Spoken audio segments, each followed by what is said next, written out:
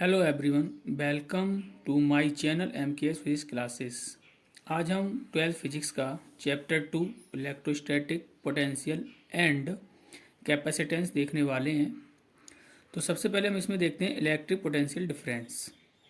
तो electric potential difference क्या है हमारा? Electric potential difference between two points. जो इलेक्ट्रिक पोटेंशियल डिफरेंस जो डिफाइन है वो दो पॉइंटों के बीच डिफाइंड है, B and A, in an electrostatic field as the amount of work done।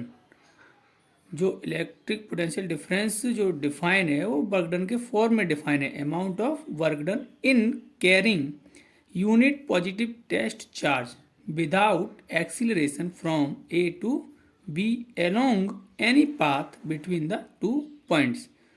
तो इलेक्ट्रोस्टैटिक पोटेंशियल डिफरेंस का मतलब क्या है? अगर ये हमारे पास दो पॉइंट हैं, अगर हम ए पॉइंट से बी पॉइंट पर किसी भी चार्ज को ले जाते हैं तो क्या होगा हमारा?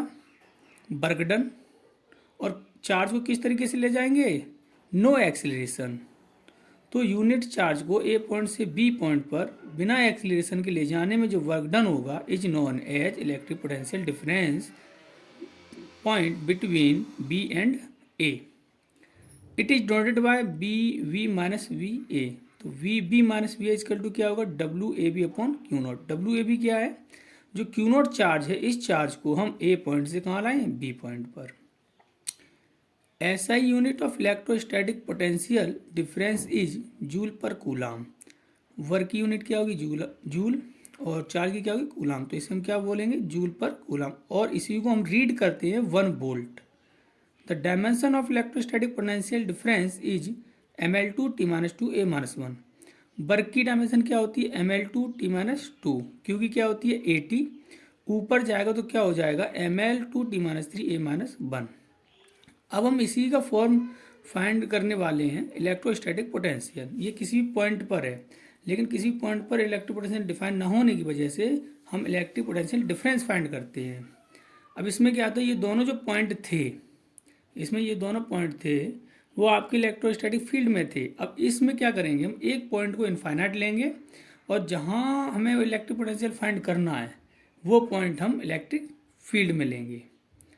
The electrostatic potential at any point in the region of electric field is equal to the amount of work done in bringing a unit positive test charge without acceleration from infinity to that point. ये हमारा electric field में point है B और A है हमारा infinite पर। अब Q note charge को हम ए से बी कर लेके जाएंगे तो क्या लिखेंगे? V B minus V A W equal to W A B upon Q naught. अब बी पॉइंट तो हमारा वी बी है, माइनस ए पॉइंट को हमने कहाँ लिया है? इनफाइनाइट पे, equal to W A B upon Q naught. हमारा एजम्पन है कि इनफाइनाइट पे जो इलेक्ट्रोस्टैटिक पोटेंशियल होता है वो जीरो होता है। क्या होता है? जीरो। जब इसकी वैल्यू जीरो पढ़ करेंगे तो वी बी इजकल टू क्या आएगा? W upon Q not. ठीक है। अब इसमें भी इसकी जो यूनिट होगी और डायमेंशन होगी वो सेम होगी इलेक्ट्रोस्टैटिक पोटेंशियल की ही। हम बात करते हैं नोट पॉइंट। 1 इलेक्ट्रॉन वोल्ट, जो 1 इलेक्ट्रॉन वोल्ट है वो एनर्जी की यूनिट है।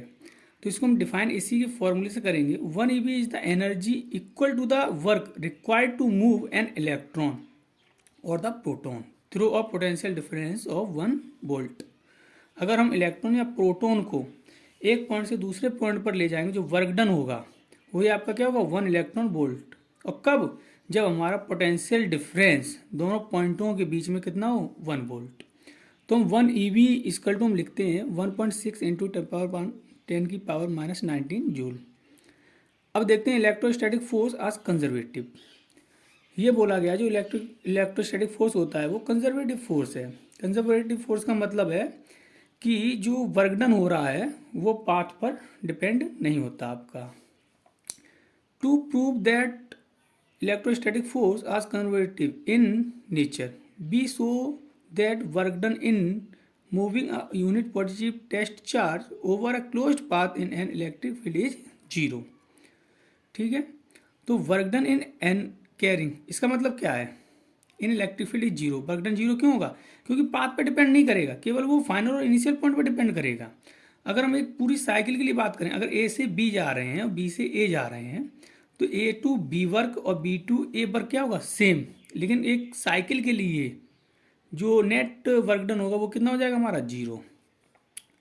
Work done in carrying positive charge from A to B, तो इसके लिए फॉर्मूला क्या होगा, W A B upon Q naught equal to V B minus V A, equation number first, जो हमने इलेक्ट्रोस्टैटिक पोटेंशियल डिफरेंस में देखा था। सिमिलरली वर्क डन इन चार carrying positive test charge Q naught from B to A, B to के लिए second equation बनेगी। Adding to the equation, दोनों इक्वेशन को ऐड करेंगे तो वर्क डन हमारा क्या आ जाएगा, 0। क्या आ जाएगा, 0, क्योंकि V B cancel, V A से वी कैंसिल, तो टोटल वर्क डन 0 आ जाएगा। जब टोटल वर्क डन 0 है तो हम कह सकते हैं electrostatic force is a conservative force, electrostatic field is a conservative field and electrostatic force are conservative force in nature. Mathematically इस चीज़ को हम कैसे लिखते हैं, close integration vector E dot D L vector equal to 0। Everyone, video को subscribe कीजिए, share कीजिए और कमेंट बॉक्स में अपनी राय दीजिए। आपको जो टॉपिक एक्सप्लेन करवाना हो वो उसका नाम आप कमेंट में लिख सकते हैं।